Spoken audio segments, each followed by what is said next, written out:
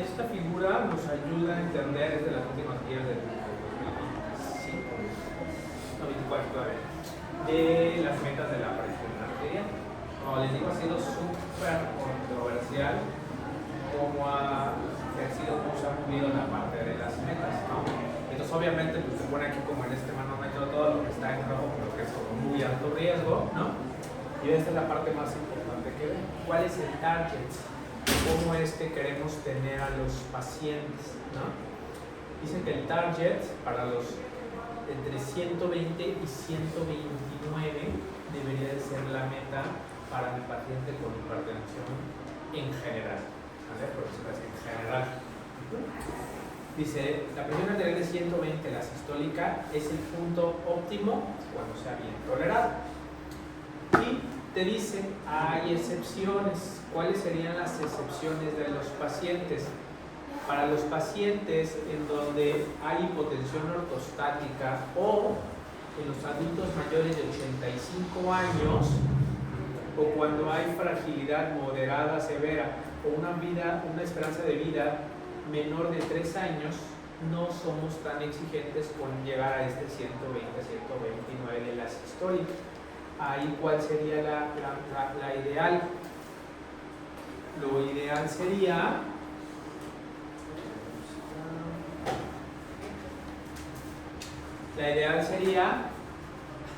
tan bajo como sea razonable, es decir, idealmente menos de 140, si es que el 120 a 129 más.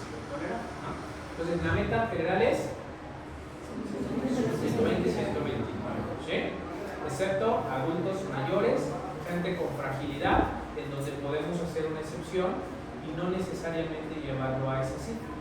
¿Vale? ¿Qué cifra lo vamos a llevar? Tan bajo como sea posible, idealmente por debajo de 140 de esa histórica. ¿Sí? Esa sería como la meta. Entonces aquí hay varias herramientas que te sugieren las guías. Ok, ¿cómo vamos a empezar? Vamos a ver, ¿qué piensa que vamos a empezar con una pastilla en la mayoría de los pacientes? ¿Quién piensa que empezaríamos con 2 pastillas? Con 2 medicamentos. ¿Quién pensaría que con 3? ¿Y los demás? Bueno, te dice, ¿qué es lo que en general siempre debemos hacer? Empezar con una combinación dual. ¿Sí? ¿Por qué creen que empezamos con una combinación dual y no como antes hacíamos, que empezábamos con una sola medicina o con una sola pastilla? ¿Qué se les ocurre? ¿Por qué, doctor? ¿Por qué piensa que empezaríamos con una combinación dual y no con una sola? ¿Por qué no empezamos solo con enalapril? Bajarnos de una manera más rápida y ya corregir. ¿Tú crees que debemos bajar mucho y después corregir? ¿Okay? ¿Alguien piensa algo diferente? O evitar que progrese, evitar que suba. Evitar que progrese, suba, ¿algo más? Yo creo que, pues no sé, pienso que tiene que ver con lo que veíamos de los múltiples factores que afectan. Exactamente. 2 situaciones. Uno, primero, todos los medicamentos tienen efectos adversos, ¿están de acuerdo? Todos, ¿sí? Si le damos una dosis muy alta de uno solo, le vamos a dar un montón de efectos adversos de ese uno solo, ¿no? Si le doy una combinación moderada, le voy a dar menos efectos adversos y vamos a tener ese efecto que le llamamos en medicina sinergia. ¿Sí? Imagínense que ya dijimos que la presión tiene que ver con alteraciones en la regulación del tono, tiene que ver con alteraciones en el sodio, con hiperactividad simpática. Si le damos principios que actúen en diferentes dianas terapéuticas, vamos a tener un mejor control con menos efectos adversos. ¿Eso significa, doctor, que me voy a empastillar y que voy a tomar muchas pastillas? No. Porque ¿qué vamos a hacer? ¿Qué dice aquí esta parte? Una combinación dual, pero en una sola tableta. Tenemos ya en el mercado y en el cuadro básico de las instituciones combinaciones desde donde vienen 2 medicamentos. Paso número 1, empezamos una combinación dual. ¿Sí? Ahora, ¿aquí esta parte le puede ser grande, doctor? Sí.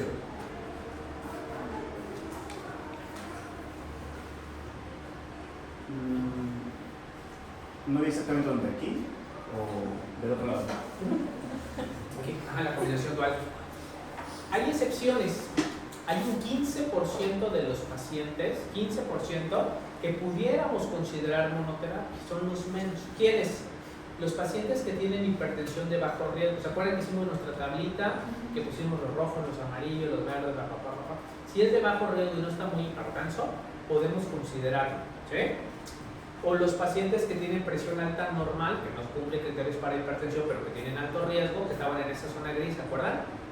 O pacientes frágiles o de edad avanzada. Estos sí podemos considerarlos con terapia única, pero ¿cuántos son? Los menos. O sea, en general, vamos a empezar con una terapia dual, ¿sí? Y mi terapia dual, ¿cómo va a ser? Siempre la piedra fundamental del tratamiento va a ser un IECA o un ARA, no los dos juntos, uno u otro. Está contraindicado dar los dos juntos, uno u otro, ¿sí? Más que, ¿cuál va a ser la otra? Puede ser un calcio antagonista o puede ser un diurético, ¿sí? ¿Ok? Estos, aquí se controlan qué porcentaje de los pacientes. El 60%, la verdad es que no es nada despreciable. Ok, de aquí, ¿qué pasaría si yo no? ¿Cuánto tiempo voy a ver a mi paciente para ver si ya se controló? 4 semanas. Si no se controla con una combinación dual, ¿cuál es la meta? ¿Cuánto tenemos que decir que para que esté controlado? 120. Lo checo y tiene 130, 140, todo está controlado. ¿Qué voy a hacer?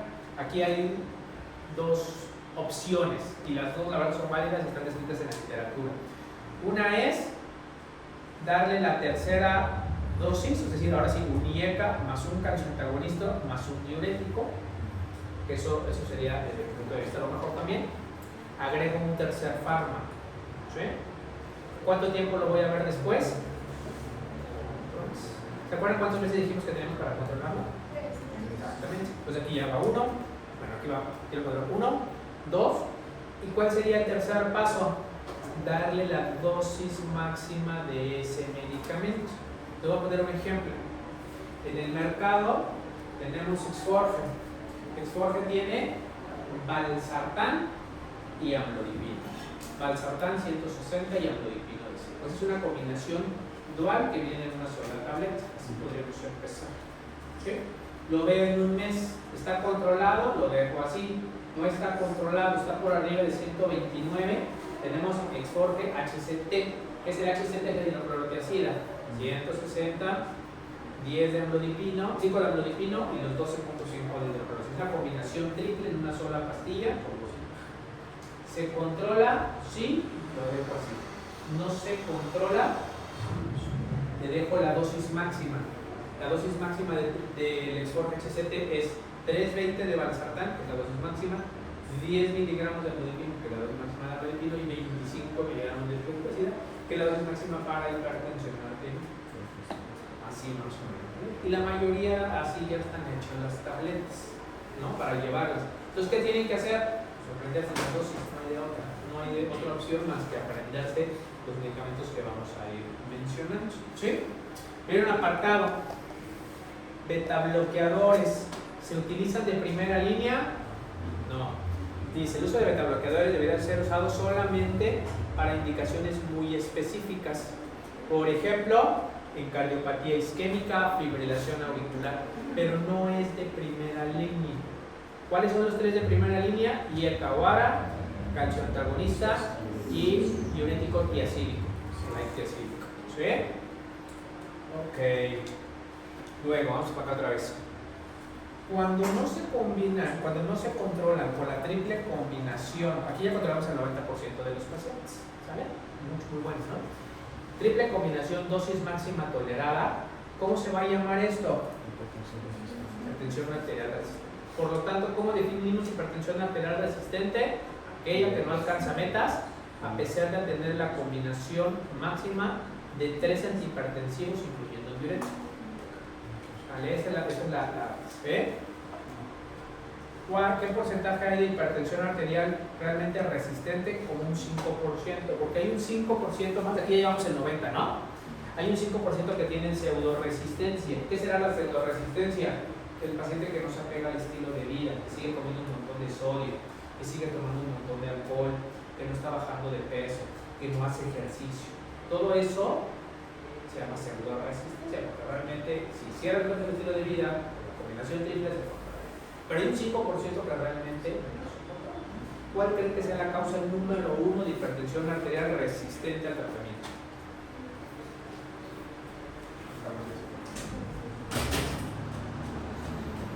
¿Cuál creen que sea la causa número 1? ¿No han escuchado nada? ¿Qué pacientes son bien difíciles de controlar? La insuficiencia renal. La insuficiencia renal es la causa número 1 de hipertensión arterial resistente. Pero para este entonces ustedes ya vieron que hay que tomarle laboratorio. Si dentro de los laboratorios es que tienen nada, no se les puede escapar, ¿va?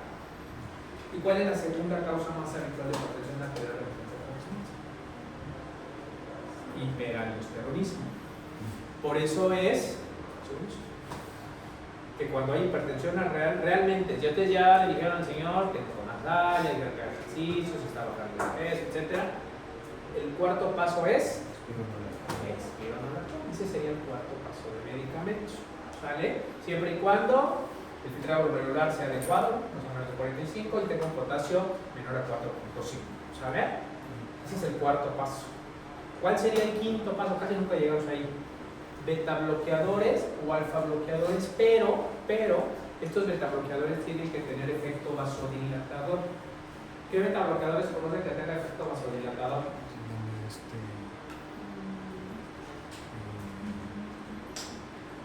¿Cuáles conocen primero?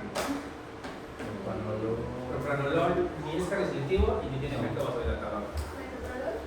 Ese es cardioselectivo pero no tiene efecto vasodilatador. Carvedilol sí tiene efecto alfa. Entonces, como tiene beta y alfa, sí tiene un efecto vasodilatador, ese sí baja la presión. ¿Qué otro conocen?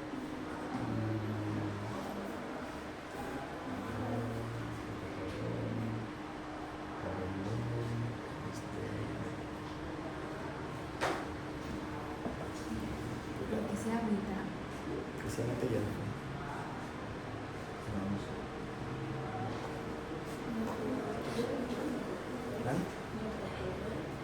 No es más beta y alfa, ¿no? Sí, beta y alfa. ¿Conocen el nebivolol? No.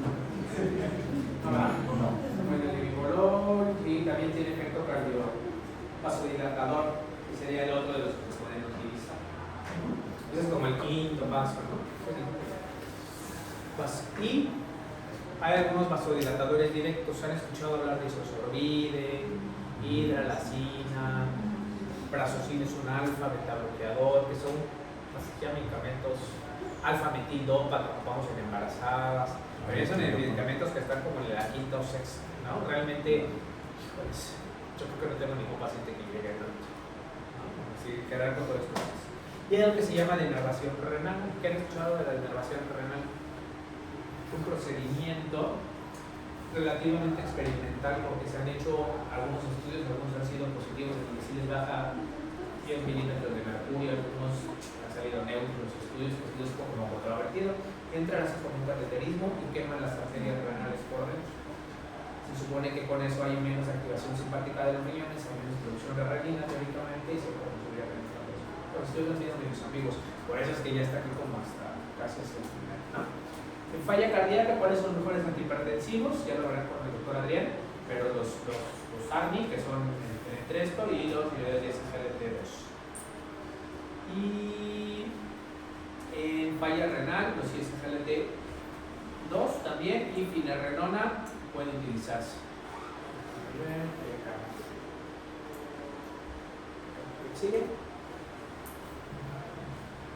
Esta es muy parecida a la de la guía europea, hazle igual como para hacer un repaso. Claro, aquí está. Entonces, es muy parecida, ¿vale? Pero nada más como para hacer un repaso rápido. Monoterapia, 15% de los pacientes, siempre y cuando la presión arterial no esté tan elevada, que tenga fragilidad, que tenga insuficiencia neuropática, que es muy viejito. Pero la verdad es que la mayoría van directamente a una combinación doble con IECA o ARA, calcio antagonista diurético. Uno los vemos en un mes. Si está bien, ahí lo dejamos, y si no, nos damos una triple terapia dosis baja. Si está bien, ahí lo dejamos, pero si no, en un mes lo vemos y le dejamos la dosis máxima tolerada de la terapia triple en una sola pastilla. En cualquier step, en cualquier lado, en cualquier momento más bien, se le puede agregar un beta bloqueador solamente si tiene alguna cosa extra como angina, infarto, fibrilación, falla cardíaca, etc. Pero si no, no. ¿Sale? Si está bien controlado, ahí lo dejamos, y si no, se va a llamar hipertensión arterial resistente al tratamiento. Hay que hacer test de adherencia, referir a una clínica de hipertensión y agregar espironolactona, ¿vale? Dudas de cómo va estos pasos, eso es súper importante. Porque hasta aquí los médicos familiares no les dejan tan solito cada 12 horas. ¿No? Yo sí, dijo que de la terapia, entre la terapia dual y la terapia triple, es que después de un mes. Sí, lo vas hablando cada mes. Ok, ¿se sigue? Entonces, ¿cuál sería la meta? 130 a 80. Menos de 130. Menos de 130. Menos de 130. Ok. Entonces, acá está la parte de cómo evaluar. No solamente evaluamos cifras, tenemos pacientes, no hagamos cifras, ¿no? Sino que hay que estar evaluando ahí esta parte. Obviamente la presión es una de las situaciones que estamos realizando, y bueno, 1 o 2 veces al menos cada mes al principio hasta que estén controlados es lo ideal. Nos ayudamos mucho del monitoreo domiciliario. Si nosotros le explicamos bien al paciente cómo monitorizarse, la verdad es que sí nos ayuda muchísimo, y los monitores ya están súper baratos, ya seguramente han visto que no pasan de 1,000 pesos. La verdad es que sí vale mucho la pena solo explicarle bien al paciente cómo hacerlo, como la figura que pusimos, y llevarnos 30 segundos diciéndole lo que hay que hacer, ¿vale? Te pueden decir a la enfermera que les apoye en esa parte, ¿no? Laboratorios, hay que estar revisando, más cuando tenemos laboratorios que pueden impactar, por ejemplo, el potasio, ahorita vamos a verlo más adelante. Hay que estar reconsiderando la evaluación de alrededor. Quiere decir que si mi paciente empezó con bajo riesgo, toda la vida va a estar de bajo riesgo. No puede ser que en el transcurso del tiempo se vayan agregando condiciones que lo hagan estar ahora en alto riesgo, ¿no?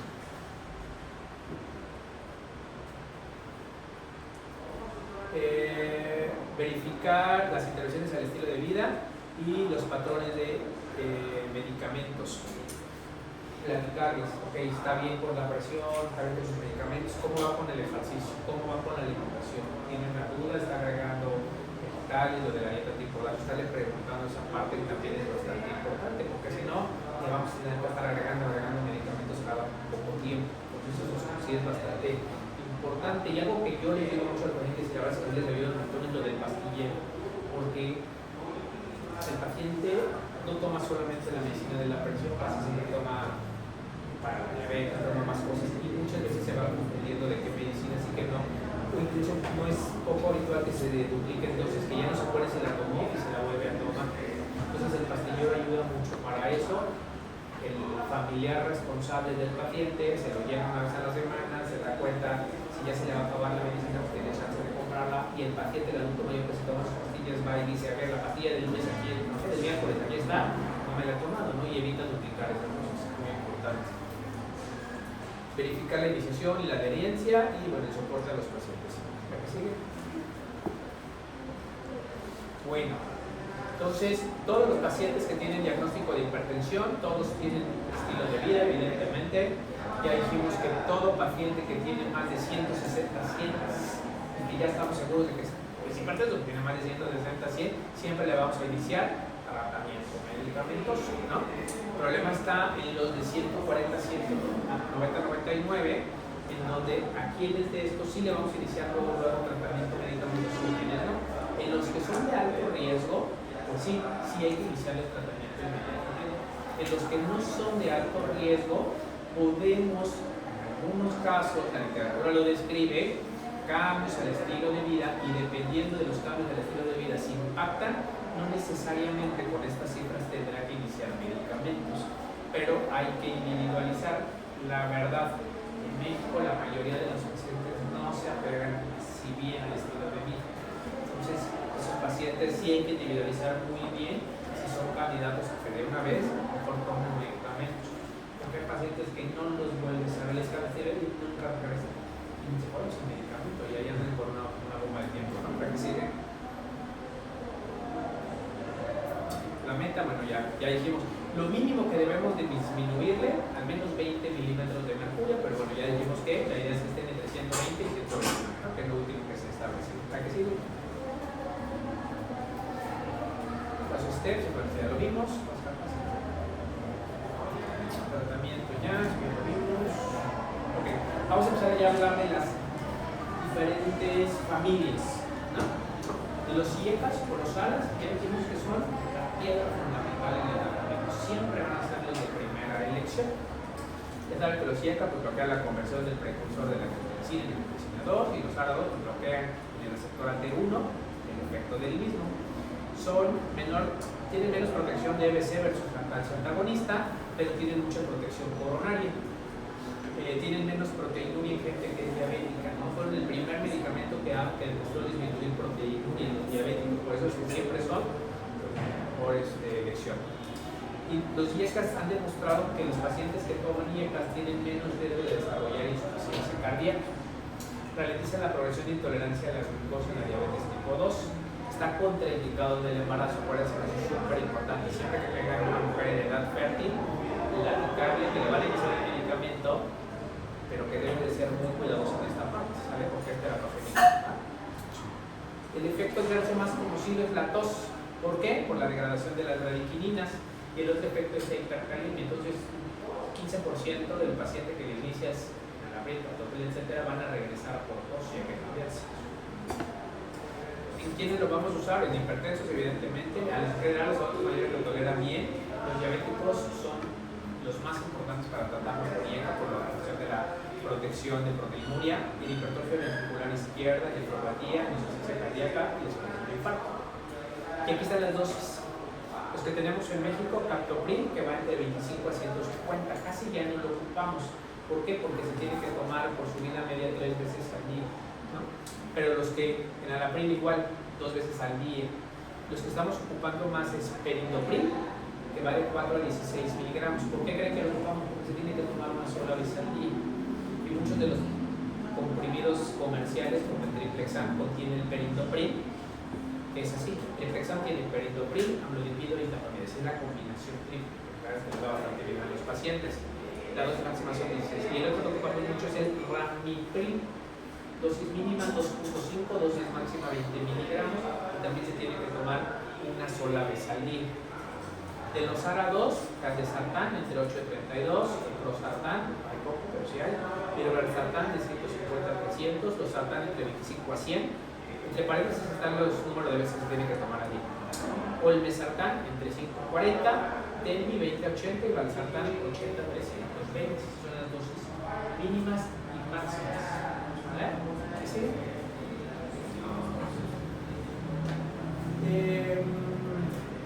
Bueno, ese es el mecanismo, ese es el artículo que les mandé. Aquí está igual los IECA, las dosis mínimas máximas, cuántas veces se toman, el mecanismo de acción, que es lo que ya dijimos, el efecto adverso más conocido y bueno, la parte de la que nunca se deben de combinar los IECAs con los ALAS. ¿Sí? Luego los calcioantagonistas es la segunda familia, bloquea la apertura de los canales regulados por voltaje tipo L y células musculares. Entonces, al igual que la clortalidona y el lisinopril, son muy buenos para proteger episodios coronarios no mortales, AVC y muerte. Tienen menos protección versus insuficiencia cardíaca comparado con IECA, pero tienen una potencia bastante previsible dependiendo de la dosis. Se administra la mayoría una vez al día, eso nos ayuda mucho. Tienen una buena tolerabilidad, son baratos, es una desventaja del costo. ¿Y cuál es el efecto colateral? Que en el 10% de los casos provoca edema de tobillos. Es muy habitual, principalmente lo hace porque vasodilata las arterias y las venas no. Entonces lo que sucede es que se acumula más líquido. Habitualmente cuando lo juntamos con un IECA o ARA, que también afecta las venas, o con un diurético tiacídico, disminuye ese efecto. Pero siempre se puede dar. El uso recomendado es en ancianos, en diabéticos, después de un AVC y en hipertrofia. Amlodipino es el que más tenemos a la mano, la dosis va desde 2.5 hasta 10 miligramos al día, es la dosis máxima. Me lo van dando así 4 tabletas, y es que no vale la pena dar más efecto adverso y no tiene más potencia, ¿no? Felodipino entre 2.5 a 20, nifedipino de 30 a 120 miligramos, que son los más comunes. Hay dos tipos de nifedipino y es muy importante que se los platique. El nifedipino de liberación prolongada es el que ocupamos en hipertensión, es el de 30 miligramos, y el nifedipino de liberación rápida. El nifedipino de liberación rápida viene de 10 miligramos y viene como en una capsulita. Hay muchos lugares que lo que hacen es que le pican a la capsulita y sacan unas gotitas y se lo ponen abajo de la lengua para hipertensión arterial y llegan a cáncer descontrolados. Eso está muy bien. ¿Qué pasa? Sí les baja la presión de volada, pero luego rebota y vuelve a ir mucho más. Llegó con 180, les baja en 20 minutos y a la hora ya están en 200. ¿Sí? Actúa tan rápido que tiene ese efecto de rebote que incluso en muchos casos despierta a veces o de infartos cardíacos. En Estados Unidos esa presentación está fuera del mercado, no existe. Aquí no sé por qué sí existe, pero de 10 miligramos es muy mala idea. Entonces, ¿cuál es el que ocupamos? El XL, el de liberación larga, el de 30, el de 120 miligramos. ¿Ah? Listo, sigue. Los diuréticos es una de las tres opciones de primera elección, ya lo mencionamos. Es tan efectivo como el CIECAS o los calcios antagonistas para prevenir episodios coronarios y accidentes cerebrovasculares. Tienen un efecto sinérgico para disminuir la presión. El mecanismo de acción, sí, porque los hace orinar un poquito, pero tiene más por cuestiones de eliminar sodio a través de la orina. La clortalidona es más apropiado según algunos estudios que la hidroclorotiazida, y el efecto colateral es que se asocia a efectos metabólicos. Sube un poco la glucosa, provoca hipopotasemia, hiponatremia, hipomagnesemia. Por eso le decía que no solamente vamos a vigilar los efectos de la presión, sino también los potenciales efectos, pero le vamos pidiendo a los pacientes laboratorios para ver que no les vayamos a pegar aquí. Se puede desencadenar gota y aumenta los lípidos secos. Usos en hipertensos, evidentemente en ancianos, los CBC y en insuficiencia cardíaca. ¿Y qué más ocupamos? Ya les decía, clortalidona entre 6.50 miligramos, la hidroclorotiazida entre 6.25 a 50 y la indapamida entre 1.25 a 5. Son los tres que más usamos en México. Hay otro tipo de diuréticos, ya saben, los diuréticos de ASA, entonces los reservamos para pacientes cuando tienen un filtrado glomerular menor de 30, ¿no? Como el furosemide de 20 a 160 miligramos, y en México la bumetanida hasta 2 miligramos al día. Y otros que son los ahorradores de potasio, la espueronolactona, que la vamos a ocupar en hipertensión arterial, resistencia y la pleorenal.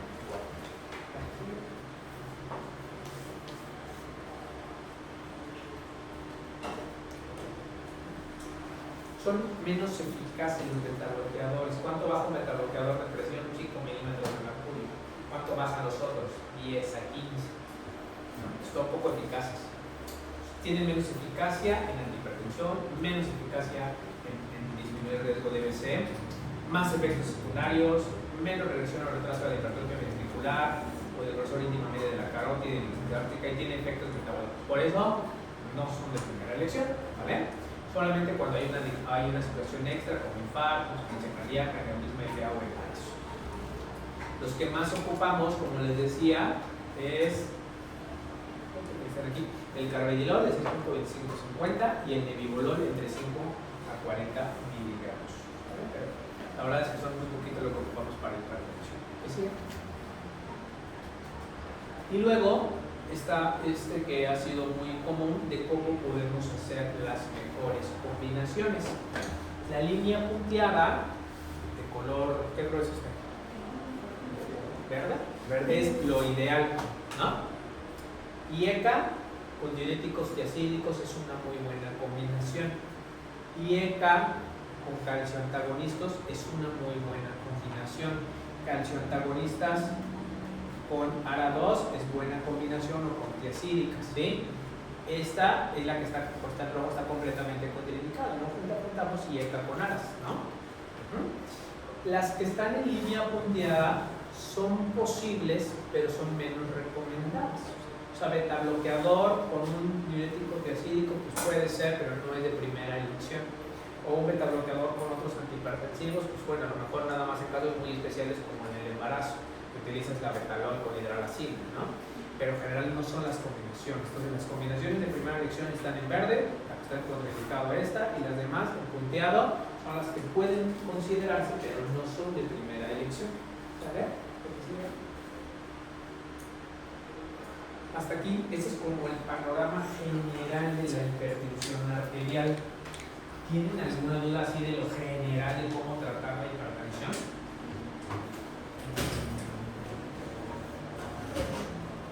Las metas, toda esta parte, nada. Si les llega un hipertenso ya saben qué darle. Si les llega un hipertenso descontrolado ya saben cómo ajustarle. Ahora vamos a ver un caso que... A ver, díganme, pero no te preocupes. Cada que cambie de la terapia dual a la triple, tiene que tener que trabajar. Si estás dando medicamentos que pueden tener como diuréticos específicos, sí. A ver. Entonces, paciente de 55 años, diabético hipertenso, que llega por gripa, digamos, a su centro de salud, toma los sartán una cada 12 horas y llega con 149. ¿Te metas? ¿Qué le agregamos? Pero,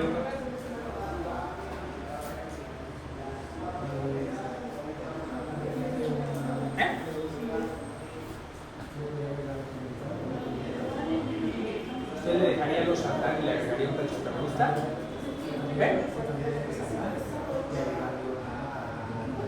¿Cómo diría su receta, doctor?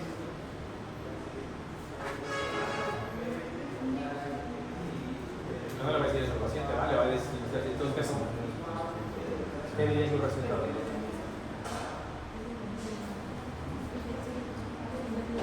Revise sus apuntes. Hay, por ejemplo, si ya tenía los sartán y no estaba en presiones de meta, no se puede combinar los sartán con otro medicamento. Por ejemplo, la presentación que viene de los sartán con hidrocloroticida, ¿se le tiene que quitar a solo sartán? No. Sí se puede hacer, no solo agregar la hidrocloroticida. ¿Cómo diría su receta, doctor?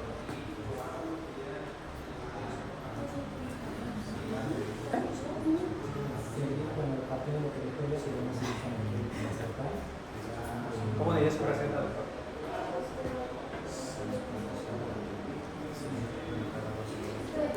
Sería la de los sartán. No había dudas. A ver, ¿qué diría? Sería lo de los sartán, tableta de 50 miligramos, tomar una tableta vía oral cada 24 horas durante 30 días, y la hidroclorotiazida, tableta de 12.5 miligramos, también tomar una tableta vía oral cada 24 horas durante 30 días. Mira, el losartán tiene una vida media de 12 horas y se tiene que tomar 2 veces al día. ¿Ah? ¿Quién concuerda con la doctora o quién haría otra cosa diferente? Yo tengo duda, si no tiene diabético, No, aquí no tenemos que... ¿No que no había dudas? Aquí no tenemos que hacer estudios. Sí, pero pues digo que lo dejas ir así. O lo dejas ir así.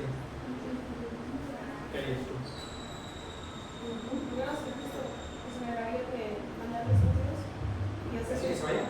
No, pero sí podría no... A ver si le pides estudios, pero ¿qué dirías que hacer? Continuar con los ¿Continuar con los sartán fuera de metas? y agregar la...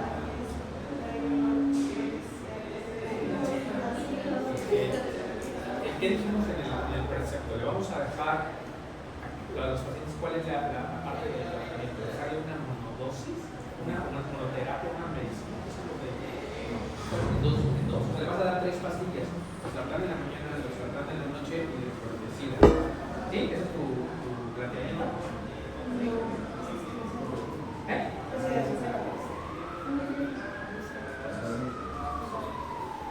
¿Qué dice sus apuntes?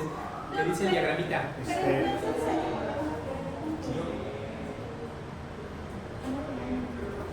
Yo sí dejaría justo la presentación de 25, creo que estaba 25, 12.5 de los sartán con hidrocloro cada 12 horas. Y bueno, solamente como para indagar si su mal manejo no es resultado de, no está dando, perdón, como resultado que no esté en parámetros, pensaría en eso.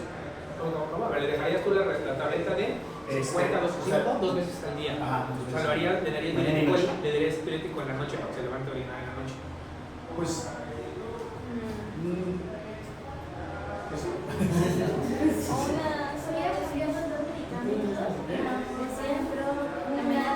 Vamos aquí, a ver, ¿cuál es el primer paso? la dosis dual. Combinación dual mono-tableta. Entonces, ¿por qué no le daría, por ejemplo, NARA2, pero de acción prolongada, para que tome una sola tableta? Puede ser Valsartán, Valsartán, que les gusta a ustedes que tengan en la mano, Valsartán, más otra cosa, puede ser calcio antagonista o diurético tiacídico, pero de una sola, ¿no? Por ejemplo, el Exfort o Iltus, el Dry, o el Valsartán amlodipino, ¿no? Entonces, ¿qué vamos a hacer? Le vamos a dar una combinación dual en una sola pastilla. En una sola pastilla. Entonces, a ver, si usted está tomando dos pastillas que no le sirven, le propongo darle una pastilla que se va a tomar al día, pero más potente, se va a controlar mejor, ¿no? Y le va a tomar tres pastillas, se va a ir contento o triste, ¿no? Pues pueden dejarle, decía autor, pueden dejarle la combinación Micardis que trae telmisartán con amlodipina, 85 miligramos.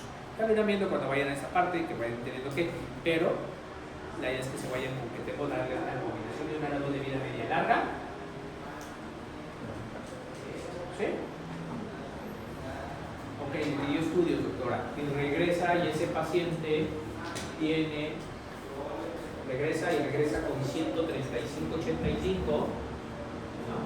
Y trae una glucosa de 140. ¿Qué le pedimos de laboratorio? Pues sí, Como viene la universidad de 6.9, ¿qué más?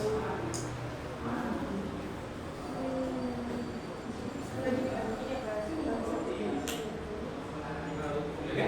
¿No quieres seguir para calcularte qué?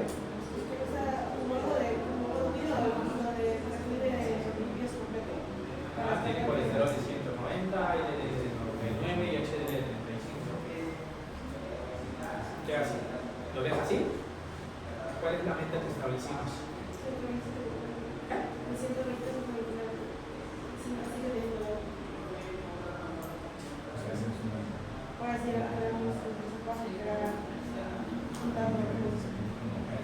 Una combinación triple. ¿No? ¿Está funcionando? ¿No está siguiendo lo que Pero entonces, los ataques de decida cómo la podríamos dejar o no la dejamos. se me sirve ya? No la dejamos. Que la mides. Que ya la mides. Tírenlo a la basura. Pero en pacientes que, por ejemplo, ya tenemos la combinación dual, tenemos que estarles, o sea, o pedirle al paciente que se cheque la presión todos los días. Sí, yo les digo que se tomen el desayuno antes de la cena durante el siguiente mes. También, pero también es de Y si es antes, ¿cómo sabemos que realmente está asegurado que no solo una No, o sea, sola? cuando ya le hiciste el ajuste, tienes que ir que se tome la presión antes del desayuno, antes de la cena durante el mes y me vuelvo a ver.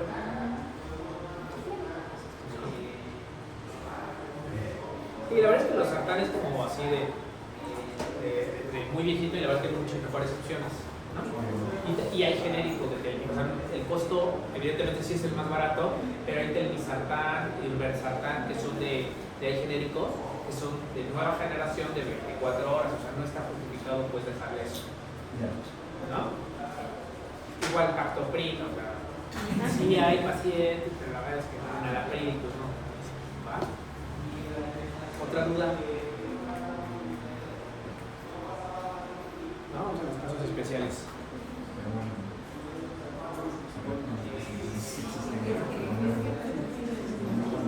Los pacientes adultos mayores ha sido muy controversial porque mucho tiempo los de más de 65 años todos los dejaban así, está viejito. Entonces, o hay algunos que solamente tienen hipertensión sistólica aislada, o sea, tienen 150-80, ¿no? Y dices, ay, les doy o no les doy, no se vaya a bajar la diastólica, que se les vaya a pasar algo. Hay varios estudios, aquí les pongo 6 estudios controlados con placebo, han demostrado de manera inequívoca que cualquier protocolo para bajar la presión reduce los episodios cardiovasculares en pacientes en ciertos operatorios. ¿sí? Entonces aquí la presión por lativo ya saben que cambia, ¿no? Lo más cercano a 140 está perfecto, solamente hay que evitar hipotensión ortostática. Y estos son los estudios, el estudio HIVE, SCOPE, SHAPE, el CIT del Reino Unido y el CIT de China, el COP y el STOP, y ECA con diurético versus placebo, ahora todos con diurético versus placebo, incluso beta-bloqueadores contra placebo, IECAS, calcioantagonistas versus placebo, IECAS, calcioantagonistas contra placebo, beta-bloqueadores y diuréticos contra placebo.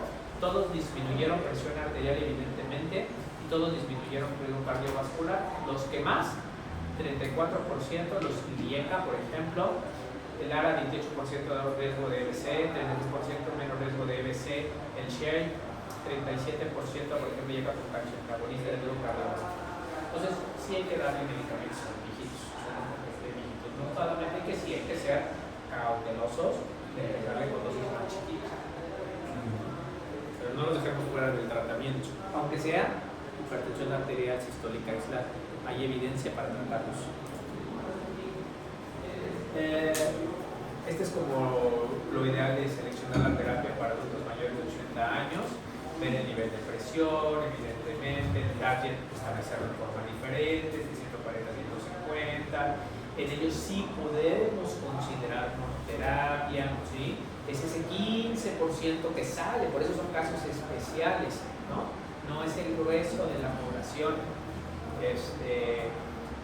Y ir haciendo el upgrade poco a poquito, reducir el tratamiento si la presión les llega a bajar mucho, 120 y más en los que tienen hipertensión arterial ortostática, en la cuestión de también tener en cuenta pues, la medicación y otras cuestiones, ¿no?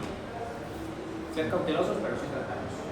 La hipertensión de bata blanca ya saben que es aquella que la presión arterial sube cuando llegan al consultorio, por eso es de bata blanca, ¿no? Se atribuye a la respuesta de alerta, ansiedad. En general los pacientes que no tienen factores de riesgo, solo cambios en el estilo de vida. Si existe un riesgo cardiovascular mayor o trastornos metabólicos, algunos podemos considerarles darles algo de medicación. Y la hipertensión enmascarada, ¿la han escuchado? Sí. Lo contrario, ¿no? Anual en el consultorio y afuera se le sube. Es muy habitual en los pacientes renales, ¿no? Esos a cada vez sí les damos medicamentos. Las mujeres es un caso especial por la cuestión de que a veces no siempre las mujeres se tratan tanto, ¿no? A veces llegan muy tarde a los tratamientos, pero la reducción debe ser similar para con hombres, no hay algún ajuste. Solo te dan mucho cuidado por lo que les había platicado, por IECA suaras, por la cuestión de edad fértil, por la que son de los años. No se recomienda con los anticonceptivos varias mujeres con hipertensión no controlada, o sea, si el paciente no está controlado, no es lo mejor para que controle una estrategia de anticonceptivos. Lo más habitual que ocupamos en mujeres embarazadas es metildopa, labetalol y nifedipina, ¿sabes? Y la labetalol en infusión intravenosa en el suelo utilizamos ya cuando tienen una crisis hipertensiva que se llama preeclampsia. En diabéticos es algo bien habitual, hasta el 80 o 90% lo tienen, ¿no? La hipertensión enmascarada no es muy frecuente, también el diabético existe. Y en ellos, pues ya les comentaba que la idea siempre es dejarles un IECA o ARA, ambos, por la cuestión de la rutina, ¿no?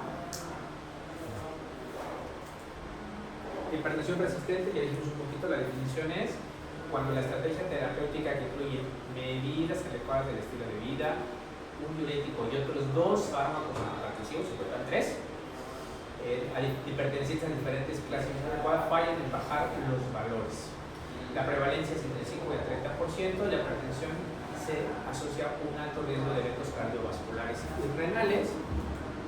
Por eso siempre hay que buscar, si realmente es hipertensión resistente, siempre hay que buscar estilo de vida, si no tienen obesidad o aumento de peso, si no tienen consumo excesivo del alcohol, si la ingesta de sodio no es muy alta, si tienen ingesta crónica de otras sustancias que retengan sodio, si no tienen SAO, también la perspectiva del sueño también es una causa de hipertensión resistente. Forma secundaria de hipertensión, ahora vamos a hablar de ellas. Y el tratamiento en caso de que no encontremos nada de esto, ya dijimos, antagonistas de narcoticoides, betabloqueadores de acción vasodilatadora y enviar a especialistas.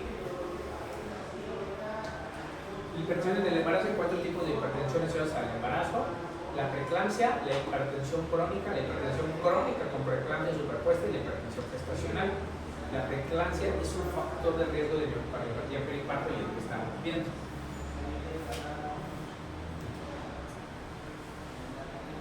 En general no les damos muy inicial en las mujeres embarazadas también un poquito, no les damos antihipertensivos cuando están en estadio 1, solamente para aquellas que tienen más de 160-110, las vamos vigilando. El sulfato de magnesio no es un antihipertensivo, aunque lo van a estar viendo mucho cuando lo tengan ahí por protocolo. Ese es un efecto para prevenir convulsiones en la eclampsia, pero no piensen que les va a bajar la presión. Lo que sí es que en pacientes embarazadas que llegan a una crisis, el labetalol es lo mejor para estos pacientes. Y oral, ya habíamos dicho esto, ¿no? Labetalol, nifedipina y metildopa.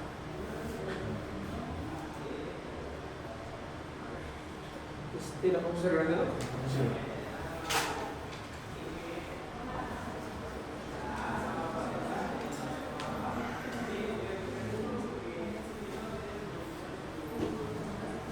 Ok, ¿cuáles son las causas de hipertensión secundaria?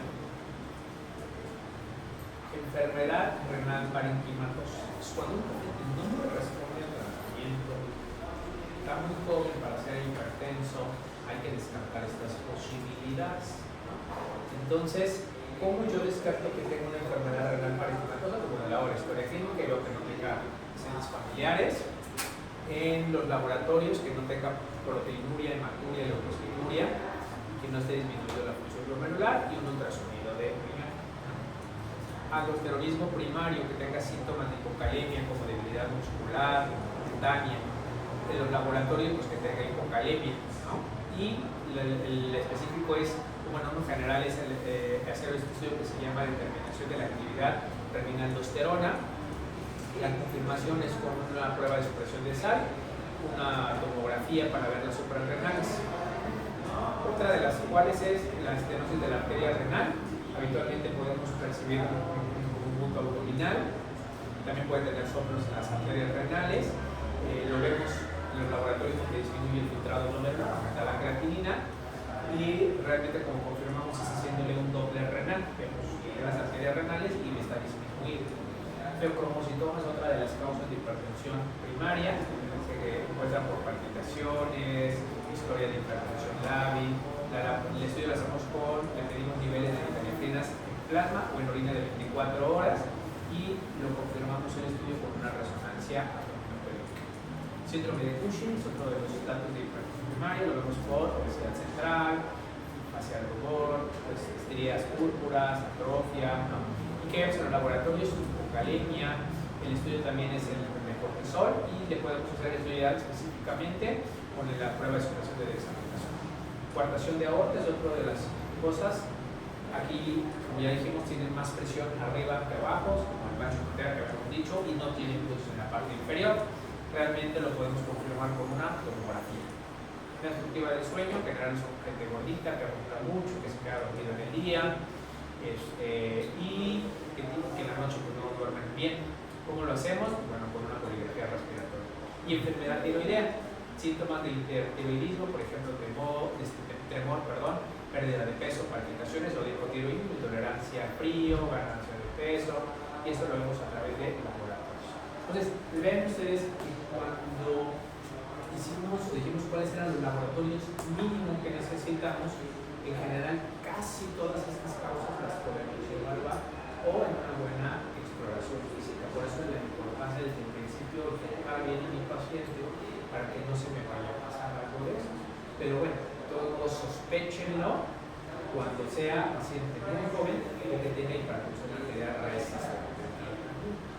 Y ahí es cuando se derivan a los pacientes, porque ya vieron la cantidad de estudios que se tienen que realizar, no son pocos. Entonces ya es un poco más complicado. ¿Dudas o preguntas, chicos, de hipertensión? No. Es que en el artículo que mandó, leí que la hipertensión crónica embarazadas, para reducir la preeclampsia le daban aspirina. Pero no sé si todavía sí, la aspirina en dosis bajas, ¿sí? Sí, de 100 miligramos cada 4 horas. Pacientes que tienen un montón de riesgo de desarrollar preeclampsia, porque sean hipertensas y se embarazan, que sería esa hipertensión crónica del embarazo, les dan aspirina, ¿sí? O las mujeres, parece a los ginecólogos, ¿no? Pero hay más riesgo de preeclampsia conforme más años se sea la mujer, pues también les dan. ¿Alguna otra duda? ¿No? ¿Qué pueden tratar hipertensos? ¿Tienen familiares hipertensos? ¿Están en metas? ¿No? ¿Qué toman su familiar? No sabe. Espero que no lo sepan. Metoprolol, esa es otra. Metoprolol es de primera elección. Hay que volarlo. ¿Cómo lo quitamos? Solamente el metoprolol es importante que no se quite abruptamente. Se reduce dosis. Por ejemplo, toma, las galletas vienen de 100, toma medio, cuartito, 5 días y luego se va reduciendo la mitad. ¿Qué más toma? Por eso no está controlado, la verdad es que muy poco que le va a iniciar.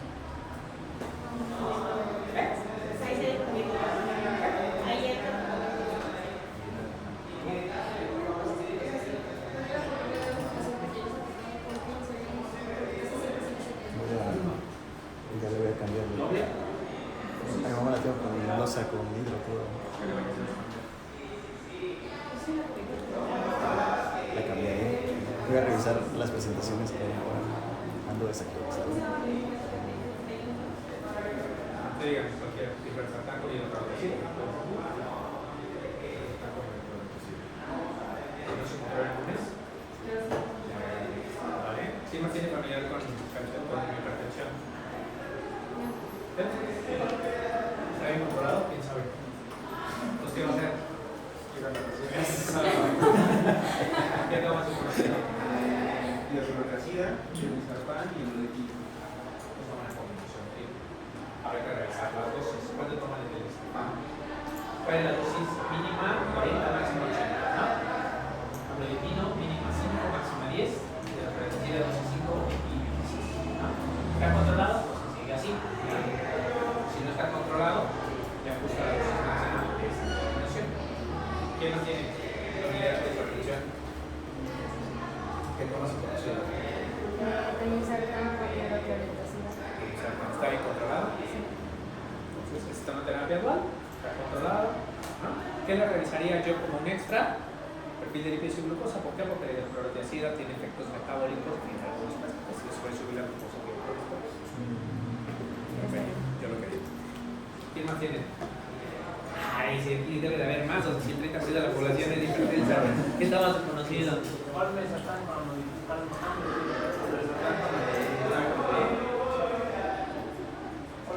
Preguntar yo la mala enfermedad no tiene efectos adversos, de la medicina para tratar genes complicados, no los tiene, fabuloso. Es de riesgo alto, de riesgo moderado, de riesgo bajo. Familia, ¿cómo lo sabemos? Igual laboratorio, ¿no? Tienen perfil de lípidos fuertes, problemas de diabetes.